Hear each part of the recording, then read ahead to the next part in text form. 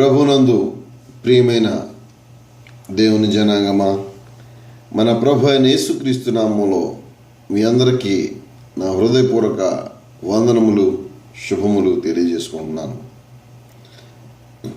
ప్రాముఖ్యంగా నేటి వాక్యము సంఘం అంటే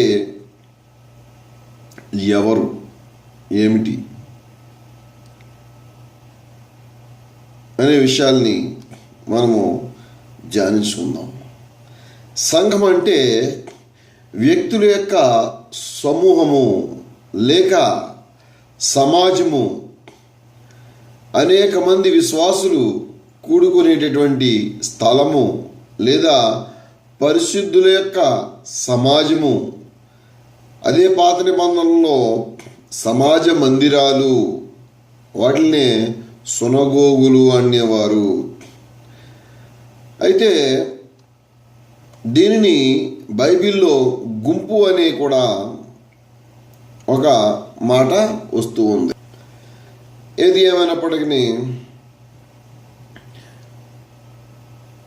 ఒక్క వ్యక్తి ఉన్నప్పుడు అక్కడ దేవుడు ఉంటాడా లేదా అంటే, దేవుని యొక్క ఆలయము అంటే మానవ శరీరము ఎక్కడైతే ఉన్నదో, జీవించి ఉన్నదో అందులో దేవుడు ఉంటాడు. రెండోది, సంఘం అంటే క్రీస్తు సంఘం అంటే చీకటిలో నుండి వెలుగులోనికి పిలువబడిన వారు అని, అంటే పాపములో నుంచి పరిశుద్ధులుగా అయి వారిని పరిశుద్ధులుగా పిలువబడినటువంటి వారిని అర్థం వస్తూ ఉంటుంది. అదే అంచేత సంఘము అంటే సమూహము, విశ్వాసుల యొక్క గుంపు, పరిశుద్ధుల యొక్క సమూహము. ఈ చీకట్లో నుంచి మరి వెలుగులోనికి, అందుకే పేతురు పత్రికలోను, మత్తయి సువార్తలోను, తెస్సలోనికల్లోను ఏమని రాశాడే అంటే, మనం చూసినట్లయితే, చీకటిలో నుంచి మీరు వెలుగులోనికి పిలిచినటువంటి వాని యొక్క గుణాతిశయములను ప్రచురము చేయు నిమిత్తము ఏర్పరచబడిన వంశమును, రాజులైన యాజక సమూహమును, పరిశుద్ధ జనమును, దేవుని సొత్తైనటువంటి ప్రజలునై ఉన్నారు అంటున్నాడు. ఇక్కడ యాజకులు ఎవరో, రాజులు ఎవరో, రాజులైన యాజకులు ఎవరో అన్నదాన్ని మరొక అంశంలో మీకు వివరిస్తాను. చాలా మంచి మాట ఇది. రాజులైన యాజక సమూహం ఎవరు అన్నది మీరు తెలుసుకోవాలి ప్రతి ఒక్కరును. అయితే దేవుడు తన కుమారుని ద్వారా ఒక్కొక్కరిని పిలుస్తున్నాడా, లేకపోతే అందరూ ఒకేసారి రండని మరి అంటున్నాడా అని చూస్తే, సంఘం అంటే అనేకులు కలిస్తేనే సంఘము. అయితే క్రీస్తు ఎవరో మనకి ముందు తెలియాలి కదా. ఆ సంఘంలో మనం జాయిన్ అవ్వాలి అంటేని, క్రీస్తు సమూహంలో మనము జాయిన్ అవ్వాలి అంటే, క్రీస్తు యొక్క పరిశుద్ధుల యొక్క సహవాసంలో మనం పాల్గొవాలంటే క్రీస్తు ఎవరో మనకు తెలియాలి. అది తెలుసుకున్నాకే మనము జాయిన్ అవ్వాలి. దేహములో దేవుడున్నాడు. ఆయన ఆత్మ గురించి మాత్రమే విన్నాం, కానీ ఆయన కుమారుడు కూడా మన దేహములో ఉండాలి కదా. మరి అయితే క్రీస్తు తన శరీరమనే దేవాలయం అన్నాడని, సంఘమే ఆయన శరీరమని, అంటే క్రీస్తు శరీరానికి రక్షణగా ఉన్నాడో, సంరక్షించువానిగా ఉన్నాడో, క్రీస్తు మనలో ఉన్నాడో, మనమై ఉన్నాడో. ఎప్పుడైతే మనం క్రీస్తు సంఘములో బాప్తిసం పొందుతామో మనము క్రీస్తు వారముగా అవుతాము. మీకు ఉదాహరణకి దత్తత చేసుకుంటారు. పిల్లల్ని దత్తత చేసుకున్నప్పుడు గతంలో వారి ఇంటి పేరు ఏదైనప్పటికీ దత్తత చేసుకున్న తర్వాత ఆ వ్యక్తి యొక్క ఇంటి పేరు మారిపోతుంది. అదేవిధంగా మనల్ని ఎవరు దత్తత చేసుకుంటున్నారన్నది చాలా ప్రాముఖ్యమైనటువంటి విషయం. ఏం చేతనంటే క్రీస్తు మనల్ని దత్తత చేసుకుంటే మనం క్రీస్తు సంఘములో బాప్తిజం పొందుతాము. ఒకవేళ మనల్ని ఎవరైనా సాతానుడి దత్తత చేసుకున్నాడనుకో సాతాను సంఘాల్లో జాయిన్ అవుతాం. అంచేత క్రీస్తులోనికి మార్చబడాలి అన్నా, క్రీస్తులో దత్తత పొందాలి అన్నా, క్రీస్తు దత్తత తీసుకోవాలి అన్నా క్రీస్తు సంఘములో బాప్తిజం పొందవాలి. ఇది ఖచ్చితమైనటువంటి మాట. వాడే ఆ బాప్తిజం పొందిన వ్యక్తే ఆయన శరీరము తిని ఆయన రక్తము త్రాగువాడే నిత్య జీవం గలవాడని యోహాను సువార్తలో 6వ అధ్యాయంలో వ్రాయబడి ఉన్నది. అందుచేత ఎవరైతే ఆయన రక్తాన్ని త్రాగి ఆయన శరీరమని రొట్టెను, రక్తమని ద్రాక్షారసమును ప్రతి ఆదివారము మానక ఎడతెగక అంటే క్రమము తప్పకుండా పాటిస్తాడో వాడే క్రీస్తు యొక్క కుమారుడు. క్రీస్తు శరీరములో భాగము, క్రీస్తు దత్తత చేసుకున్నటువంటి వ్యక్తి అని ఈ మాటల ద్వారా అర్థం చేసుకోవాలి. ఇక్కడ ఆయన శరీరం అంటే ఏమిటి? శరీరం అంటే ప్రభువు యొక్క వల్ల. అంటే ఈ రొట్టె శరీరానికి సాదృశ్యంగా మనకి చెప్పబడినది.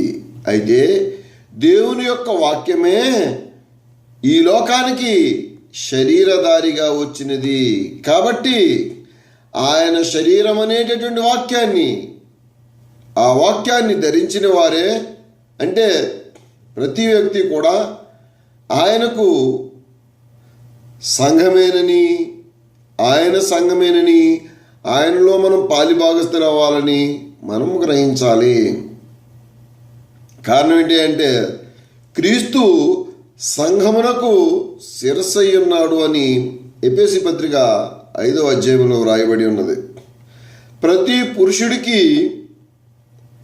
మరి శిరస్సు క్రీస్తు అయితే, ప్రతి స్త్రీకి శిరస్సు భర్త అయితే, మరి సంఘంలో ఎవరు వస్తారో? స్త్రీలు వస్తారు, పురుషులు వస్తారు. వీరందరికీ శిరస్సు శరీరము కూడా ఈ క్రీస్తు ఉన్నట్లుగా మనం చూస్తూ ఉన్నాము. అంటే క్రీస్తు వరుడు, సంఘము వధువుగా మనకు కనబడుతోంది. అందుచేత క్రీస్తు యేసులోనికి బాప్తిజం పొందినటువంటి ప్రతి వ్యక్తి సంఘములో స్త్రీ పురుష భేదములు లేవు. కానీ స్త్రీ పురుషులందరూ సంఘములో మరి దేవుణ్ణి ఘనపరచవలసిన వారుగా ఉన్నారు. మరి రెండవదిగా స్త్రీ సంఘములో మౌనంగా ఉండాలి. ఎక్కడ? ఏ సంఘములో అంటే పురుషులు ఉన్నటువంటి సంఘములో. స్త్రీల మీటింగ్లో వేరు. ఆ అంశాన్ని మరొకసారి మీకు బోధిస్తాను. అంచేత ఎవరు ఎంతమంది ఎక్కడ ఉన్నప్పటికీ పరిశుద్ధులు ఉన్నటువంటి స్థలములో దేవుని యొక్క ఆత్మ, దేవుడే మనిషి యొక్క దేహమై నిజమైన దేవుని ఆలయముగా అక్కడ ఉంటున్నట్టుగా మనం చూస్తూ ఉన్నాము. సరే, ఎంతటి చక్క మాట. అంటే శరీరధారి అయినటువంటి క్రీస్తు మనలో మనమై ఉంటున్నాడు అన్నమాట.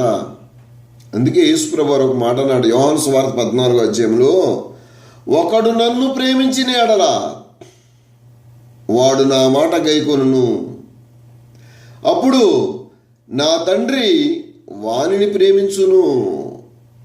మేము వాని యొద్దకు వచ్చి వాని యొద్ద నివాసము చేస్తాము. చక్కటి మాట్లాడుతున్నాడు ఇక్కడ. మనము ఇక్కడ వాక్యంలో ఒక మాట చూద్దాం. ఇక్కడ దేవుడు ఏమంటున్నాడు అంటే, మేము వాని యొద్దకు వచ్చి, వాని యొద్ద అంటే అందరూ అని రాదు. క్రీస్తు యొక్క గుడారము ఎక్కడ ఉన్నదో అక్కడికి వస్తాడు. అంటే ప్రతి వ్యక్తిలోకి క్రీస్తు వస్తాడు, క్రీస్తు ఉంటాడు.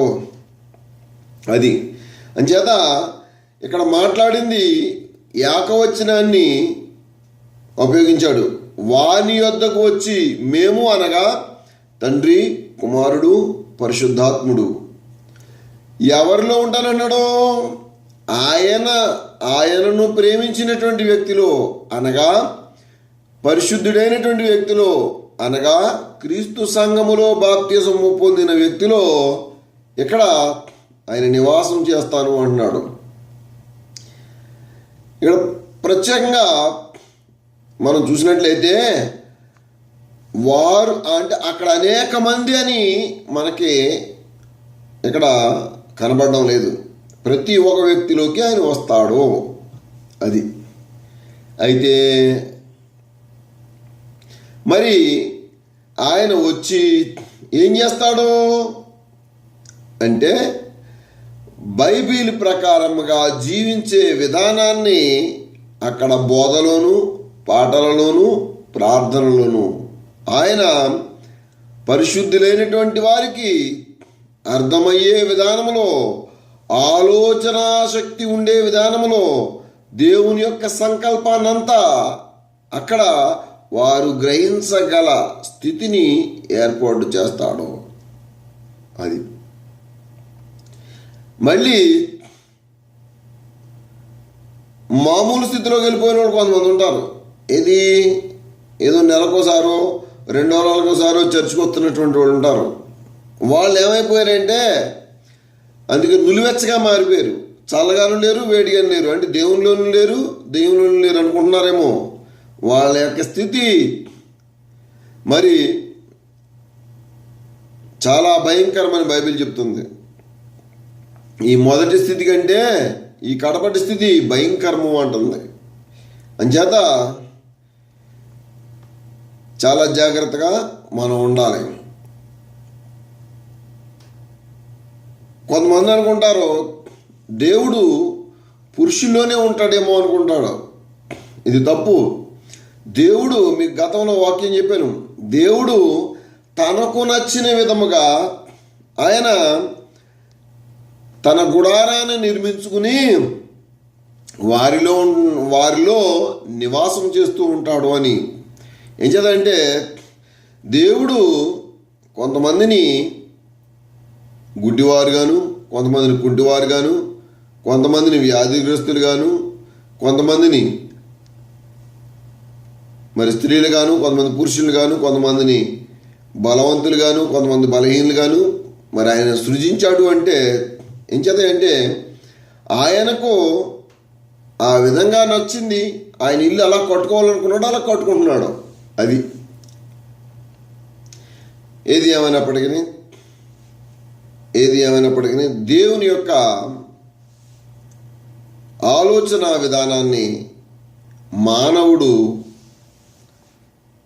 అనేక సందర్భాల్లో తప్పుపడుతుంటాడు.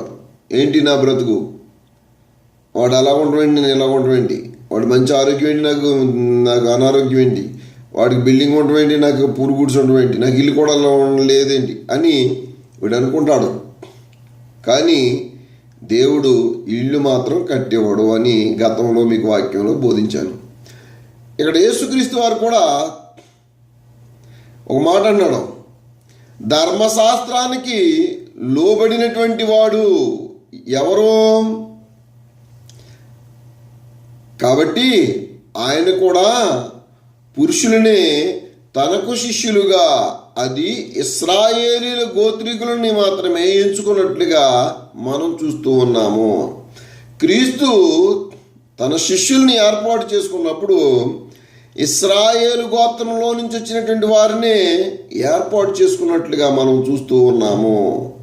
లోతైనటువంటి వేదాంత శాస్త్రాన్ని మనం ధ్యానించినట్లయితే మనకి ఇవన్నీ తెలుస్తాయి. ఆయన సిలువ వేయబడి తిరిగి లేచిన తర్వాత సర్వాధికారము ఇవ్వబడినటువంటి వాడై అందరికీ, అంటే సర్వలోకములో ఉన్నటువంటి సమస్త జనులకు ఆయన బాప్తిస్మం ఇమ్మని ఆయన శిష్యులకు ఆజ్ఞాపించినట్లుగా మనం చూస్తూ ఉన్నాము. అయితే ఇందులో స్త్రీలు ఉన్నారు, పురుషులు ఉన్నారు. ఇక్కడ సున్నతి అనేటటువంటి దానిని నిషేధించబడినది. సున్నతి శరీరానికే కానీ ఆత్మకి కాదని మీకు ప్రాముఖ్యంగా తెలుసుకోవాలి. ఇక్కడ ఆయన మాట్లాడింది ఏంటంటే మత్తయి సువార్త 28వ అధ్యాయంలో అందరినీ, సర్వలోకములో ఉన్నటువంటి వారందరినీ శిష్యులుగా చేయమని, ఆయన ఆజ్ఞని పాటించమని చెప్పినట్లుగా మనం చూస్తూ ఉన్నాము. అందుకే ఆయన ఏమంటున్నాడంటే గలతీ పత్రికలో 3వ అధ్యాయము నువ్వు మాట్లాడుతున్నాడు, విశ్వాసము వెల్లడి కాక మునుపు ఇక ముందు బయలుపరచబడబోవు విశ్వాస మార్గము అవలంబింపవలసిన వారముగా చెరలో ఉంచబడినట్టు మనము ధర్మశాస్త్రమునకు లోనైతిమి. కాబట్టి మనము విశ్వాస మూలమున నీతిమంతులమని తీర్పు తీర్చబడినట్లు క్రీస్తు విషయమై ధర్మశాస్త్రము మనకు బాల శిక్షకుడాయను. అయితే విశ్వాస మార్గము వెల్లడి ఆయను. కాబట్టి ఇక బాల శిక్షకుని క్రింద మనము ఉండము. యేసుక్రీస్తునందు మీరందరూ విశ్వాసము వలన దేవుని యొక్క కుమారులై ఉన్నారు. క్రీస్తులోనికి బాప్తిసం పొందిన మీరందరూ క్రీస్తును ధరించుకొని ఉన్నారు. ఇందులో భేదాలు లేవు. యేసుక్రీస్తునందు మీరందరూ ఏకముగా ఉన్నారు.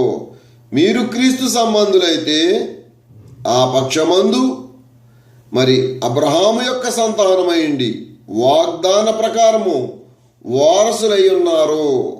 అంటే ఎవరైతే క్రీస్తు యొక్క సంబంధులో వారు క్రీస్తు సంఘములో ఉంటారు.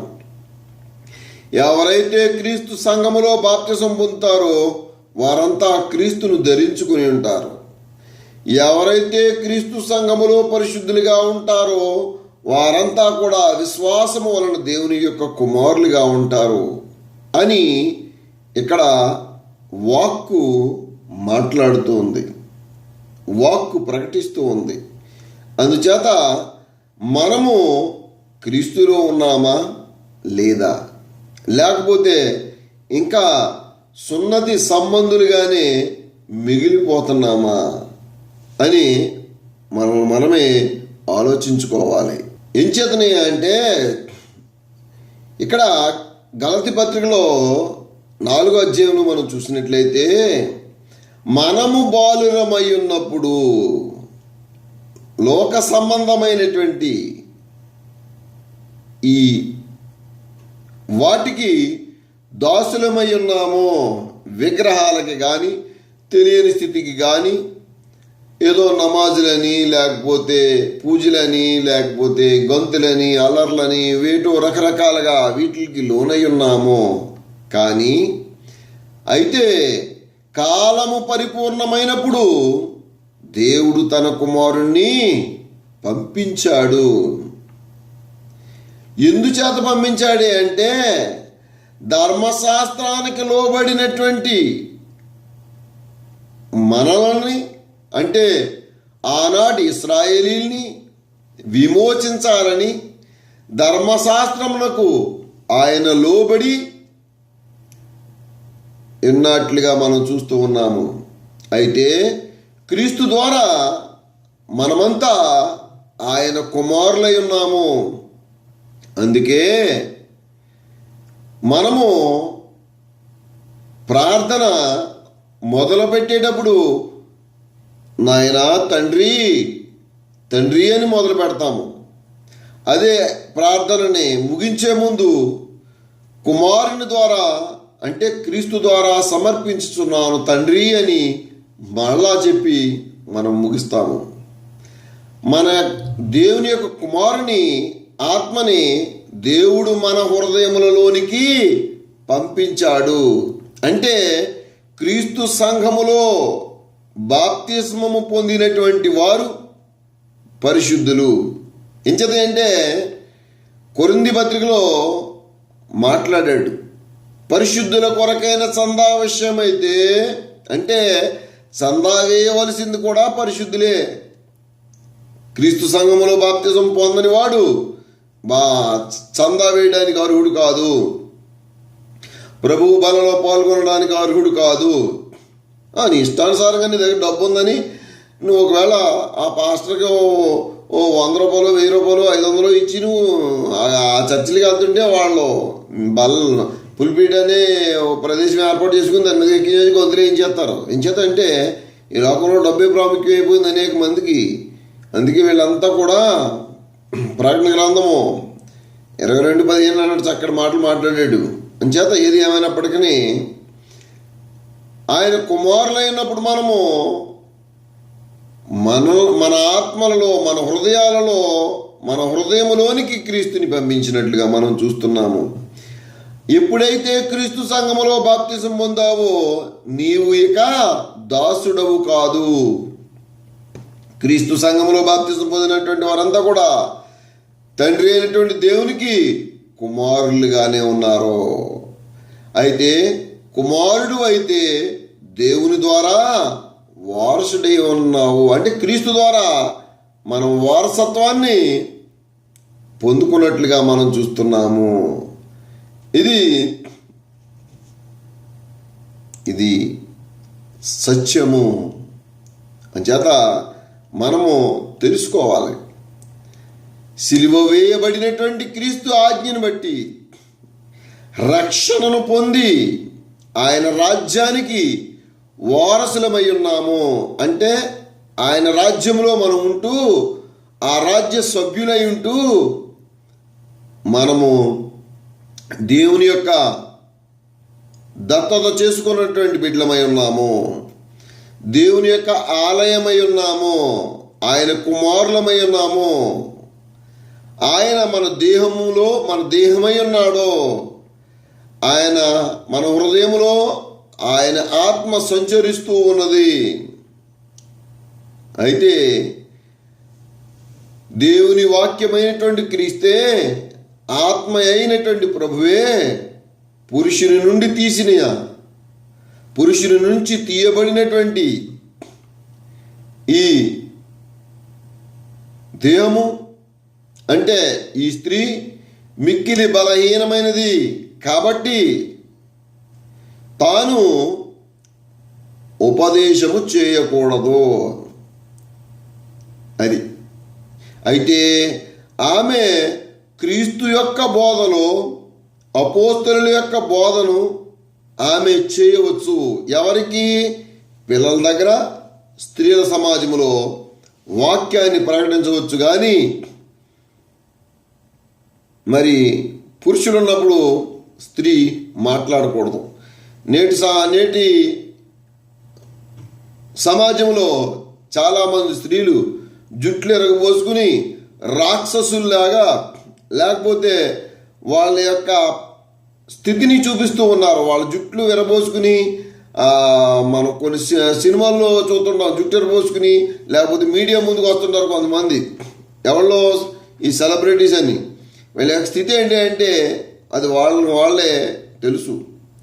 అయినప్పటికీ స్త్రీ ముసుగు ధరించుకొని రావాలి. ఎక్కడికి? పురుషుల మధ్యకి వచ్చినప్పుడు, అంటే సంఘానికి వచ్చినప్పుడు, ఆలయములో ప్రవేశించే ముందు, సంఘములోనికి లోపలికి వచ్చే ముందు స్త్రీ తన యొక్క తలను కప్పుకొని రావాలి. అదే పురుషుడైతే తన తలని పెంచుకోకూడదు, జుట్టును కత్తిరించుకోవాలి. ఎంచదంటే పురుషుడు ముసుగు వేసుకోనకూడదు. అది అందుకన్నాడు, భార్యకు శిరస్సు భర్త, సంఘమునకు శిరస్సు క్రీస్తు, సంఘములో ఉన్నటువంటి వారంతా అవయవములు. స్త్రీ పురుషుని నుంచి తీయబడినది కానీ పురుషుడు స్త్రీ కొరకు నిర్మించబడలేదు. పురుషుని కొరకే స్త్రీని ఏర్పాటు చేయవలసి వచ్చిందని వాక్కు ప్రకటిస్తూ ఉంది, వాక్య సత్యము. అయితే ఈ సువార్తను మనం విన్నటువంటి వారు ఎవరైనా మీరు కొంచెం బాధ కలిగించవచ్చు. కానీ అక్కడ ఒక వ్యక్తి వచ్చి అడుగుతున్నాడు, నేను రక్షింపబడాలి అంటే ఏం చేయాలి అని. రక్షింపబడాలి అంటే నీవు సమస్తాన్ని వదిలిపెట్టాలి, వదిలి ఆయన్ని వెంబడించాలి. తండ్రి యొక్కయు కుమారుని యొక్కయు పరిశుద్ధాత్మ యొక్క నామములో బాప్తిస్మం పొందాలి. ఒకవేళ ఈ మాటలు మీకు సరిగా అర్థం కాకపోతే క్రొత్త నిబంధనను క్రమముగా చదివి సత్యవాక్యాన్ని సరిగా అర్థం చేసుకోవాలి. అప్పుడే మీకు అర్థమవుతుంది.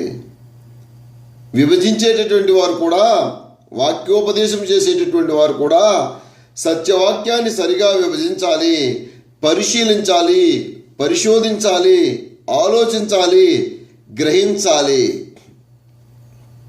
అప్పుడే ఈ లోకములో నశించిపోతున్నటువంటి ఆత్మలను రక్షించగల శక్తి వాక్యమును సాత్వికముతో ప్రకటించాలి.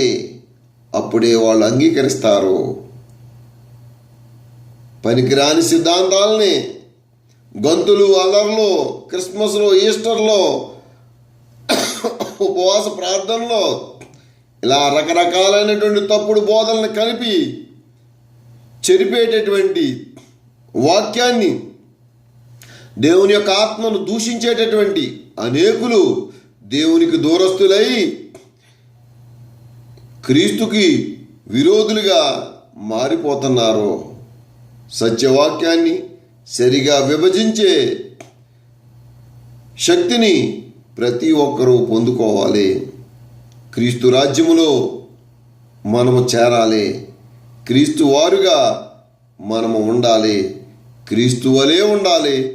క్రీస్తు మన శరీరములో ఉంటున్నాడు. ఎందుకంటే ఆయన తన స్వహస్తములతో నిర్మించుకున్నటువంటి ఈ శరీరం అనేటటువంటి మందిరము, ఆ మందిరములో ఆయన ఉంటున్నప్పుడు ఆ మందిరాన్ని మనము పాడు చేయకూడదు. అందుకే పరిశుద్ధులను ఎవరైనా హింసించినా, ఒకవేళ దూషించినా, ద్వేషించినా వారు పరలోక పౌరసత్వాన్ని మరి కోల్పోయిన వారు అవుతారని మీకు తెలియజేస్తూ ఈ మాటలు ఎంతటితో ముగిస్తూ ఉన్నాను. దేవుడి మాటలు దీవించునుగాక. Amen, amen, amen.